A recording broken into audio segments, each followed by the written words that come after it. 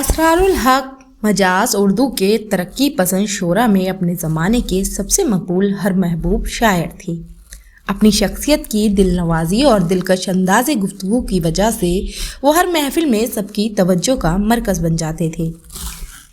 मिजाज के यहाँ रूमानी और इनकलाब का एक ऐसा हसीन और दिलकश पैराया है जो उनकी इनफरादियत की वजह है। अमी के नज़र से देखा जाए तो ऐसा इम्तियाज़ उनके अहद के किसी शायर के यहाँ नहीं मिलता। उनके कलाम में नरमी और गुदास लहजे की सोज और तवाना तख़य्युल मौजूद है। मजाज का ख़ानदान रदौली के अहम ज़मींदारों में शामिल होता था।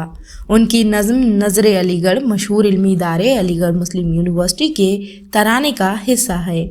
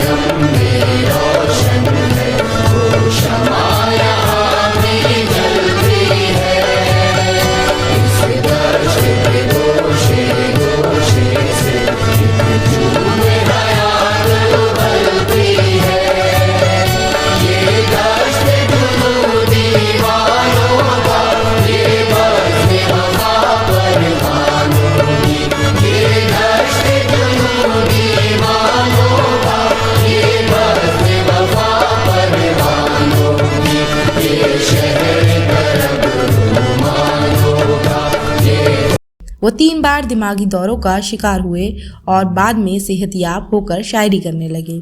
लेकिन 5 दिसंबर 1955 की सर्द रात में दिमागी नसें फट जाने से वो न बच सके।